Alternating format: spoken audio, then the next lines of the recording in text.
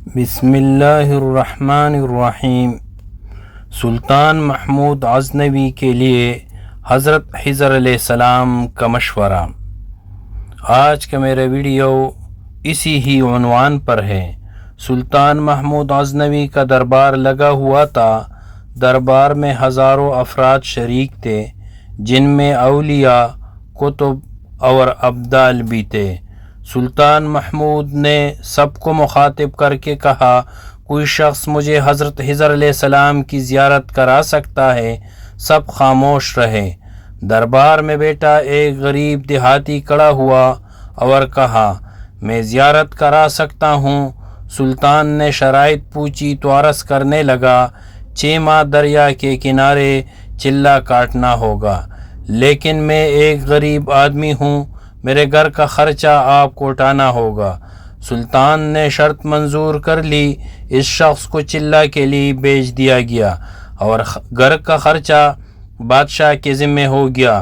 6 ماہ گزرنے کے بعد سلطان نے اس شخص کو دوبارہ دربار میں حاضر کیا اور پوچھا تو دیہاتی کہنے لگا، حضور کچھ وظائف الٹے ہو گئے ہیں، لہٰذا 6 ماہ مزید لگیں گے۔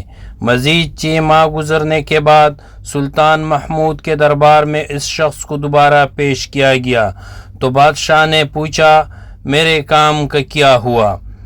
تو یہ بات سن کر دیہاتی کہنے لگا، بادشاہ سلامت، کہاں میں گناہ گار اور کہاں حضرت خضر علیہ السلام؟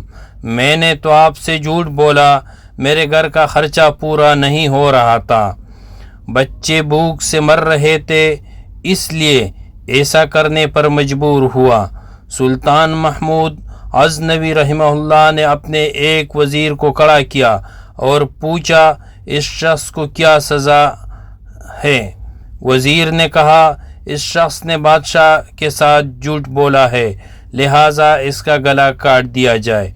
دربار میں ایک نورانی چہرے والے بزرگ بھی تشریف فرماتے، کہنے لگے، بادشاہ سلامت، اس وزیر نے بالکل ٹھیک کہا۔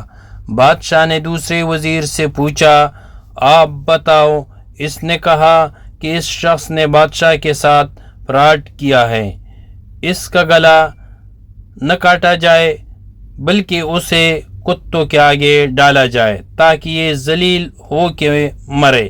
اس مرنے میں کچھ وقت تو لگے۔ دربار میں بیٹھے اس نورانی چہرے والے بزرگ نے پھر کہا، بادشاہ سلامت، یہ وزیر بالکل ٹھیک کہہ رہا ہے۔ سلطان محمود غزنوی نے اپنے پیارے غلام ایاز سے پوچھا، تم کیا کہتے ہو؟ ایاز نے کہا، بادشاہ سلامت، آپ کی بادشاہی سے 1 سال ایک غریب کے بچے پلتے رہے، آپ کے خزانے میں کوئی کمی نہیں آئی اور نہیں اس کے جھوٹ سے آپ کی شان میں کوئی فرق پڑا۔ اگر میری بات مانے تو اسے معاف کر دے، اگر اسے قتل کر دیا تو اس کے بچے بھوک سے مر جائیں گے۔ ایاز کی یہ بات سن کر محفل میں بیٹا وہی نورانی چہرے والا بابا کہنے لگا، ایاز بالکل ٹھیک کہہ رہا ہے۔ سلطان محمود غزنوی نے اس بابا جی کو بلایا اور پوچھا، آپ نے ہر وزیر کے فیصلے کو درست کہا، اس کی وجہ مجھے سمجھائی جائے۔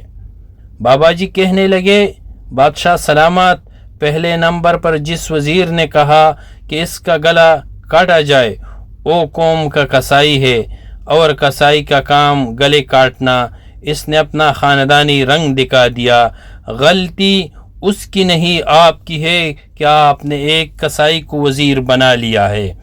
دوسرا، جس نے کہا اسے کتوں کے آگے ڈالا جائے، اس وزیر کا والد بادشاہ کے کتے نہلایا کرتا تھا، کتوں سے شکار کھیلتا تھا، اس کا کام ہی کتوں کا شکار ہے، تو اس نے اپنے خاندان کا تعارف کرایا۔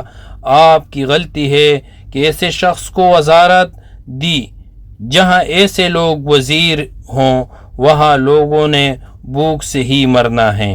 اور تیسرا، ایاز نے جو فیصلہ کیا تو سلطان محمود غزنوی سنو، ایاز سید زادہ ہے۔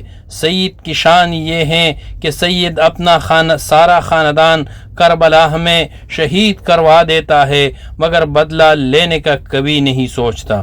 سلطان محمود اپنی کرسی سے کھڑا ہو جاتا ہے اور ایاز کو مخاطب کر کے کہتا ہے، ایاز، تم نے آج تک مجھے کیوں نہیں بتایا کہ تم سید ہو؟ ایاز کہتا ہے، آج تک کسی کو اس بات کا علم نہ تھا کہ ایاز سید ہے، لیکن آج بابا جی نے میرا راز کھولا، آج میں بھی ایک راز کھول دیتا ہوں۔ اے بادشاہ سلامت، یہ بابا کوئی عام ہستی نہیں ہے، یہ حضرت خضر علیہ السلام ہیں۔ بھائیوں دوستو، یہ واقعہ شبلی نعمان کی کتاب سے لیا گیا ہے۔